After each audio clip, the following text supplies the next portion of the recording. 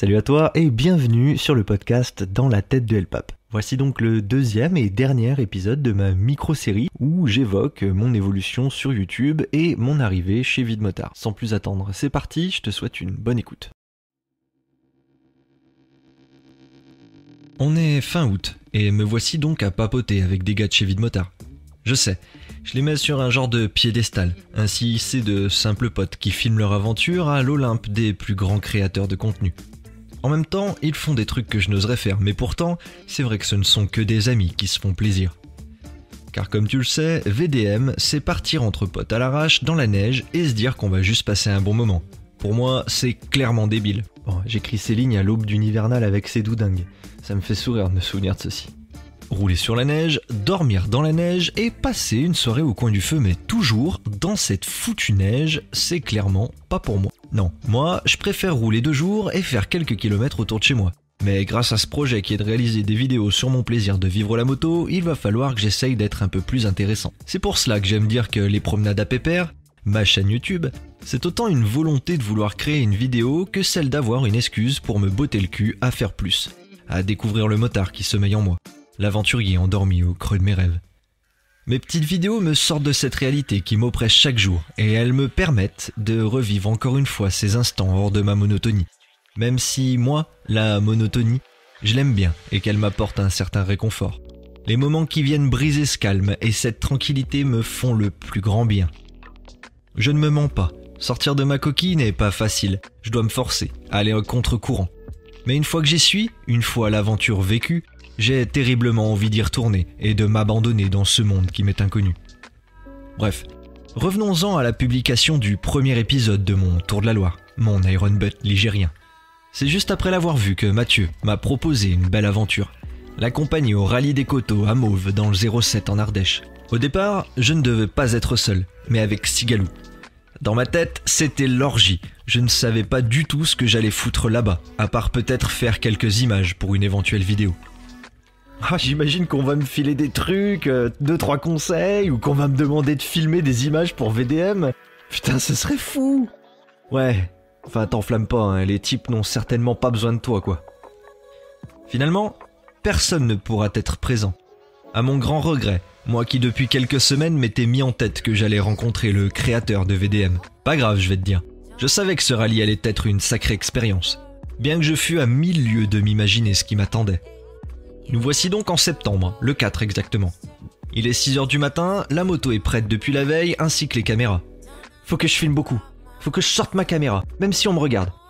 Ah, je vais passer pour un débile, putain. Ouais, j'ai tendance à me mettre une certaine pression. Elle est issue du fruit de mon caractère, alors que, clairement, mon expérience et ma volonté de créer s'en fichent royalement. Même si pour moi, un mec pas connu, caméra à la main, qui parle seul et qui filme le reste du monde, ben, je trouve ça con. Tu vois, ça vient de moi finalement le problème.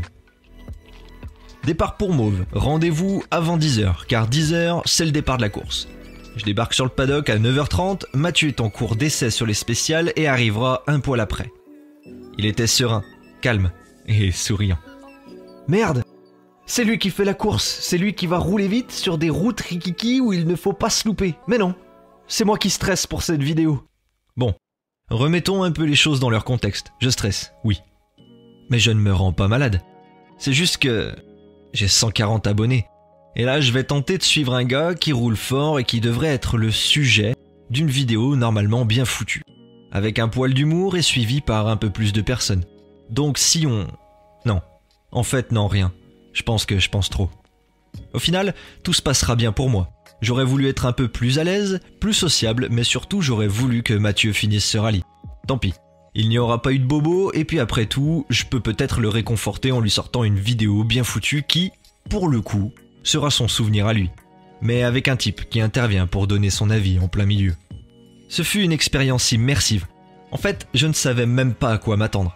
Des pilotes qui roulent vite sur des routes inadaptées, mais parfaites pour un shoot d'adrénaline. Une ambiance super sympa, des personnages du monde CFRR, comme Sonia Barbeau ou Julien Tognotti.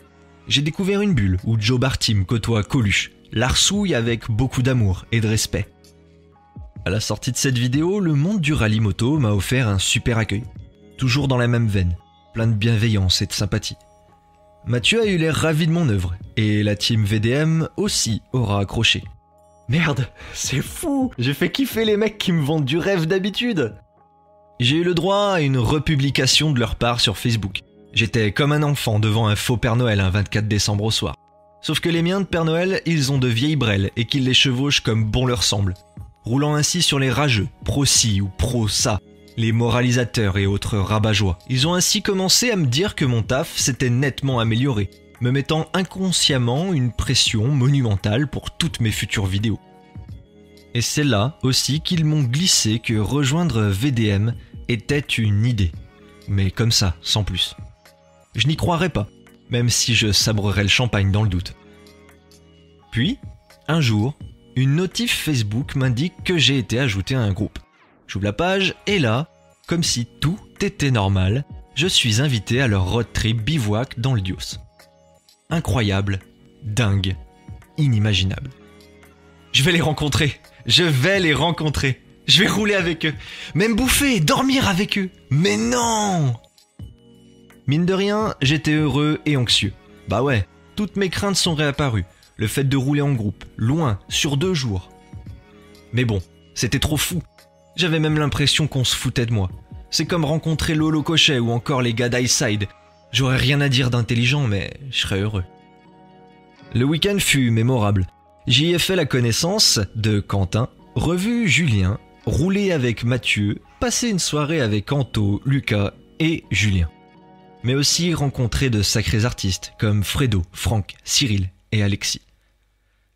C'est après cette aventure qu'au détour d'une conversation, Mathieu confirme que, ça y est, je suis un VDM. Je n'y ai pas cru. J'ai écrit à Quentin pour lui demander, et il m'a répondu qu'en effet, je faisais partie de la bande. Encore aujourd'hui, je n'en reviens pas. Mais non! C'est fou! Les mecs font du hard off-road trail, des bivouacs hivernaux, ils ont une vraie commu. Et moi? Ben, je partage juste ma petite vie de motard débutant, mais avec 10 piges de moto dans les pattes. Je suis pas légitime, si? Et encore aujourd'hui, après avoir remis le couvert avec eux lors d'une hivernale trop classe d'ailleurs, je les regarde toujours comme un spectateur. Je pose des questions connes et je suis maladroit, toujours timide. Tu vois, avec eux j'avais l'impression de les connaître, de toujours avoir voulu être leur pote. Un peu comme Jean Dujardin ou Jason Chicandier. T'as l'impression qu'ils sont accessibles et que boire un coup avec sera passionnant. Les mecs de chez VDM, tu vois, ils sont drôles, beaux, un peu cons, mais surtout ils vivent leur passion et savent la partager. Alors même si au fond de moi, derrière cette pensée qui me dit que je ne suis pas à ma place, je me rappelle Sigalou, qui, lors du feu de camp du premier bivouac, m'a répondu ceci quand je lui ai parlé de ma fanatitude vis-à-vis de Vide Motard. Tu sais, on est juste des potes qui font de la moto et de la vidéo. Et si j'étais finalement à ma place? Et si finalement ceux qui font VDM étaient devenus mes amis?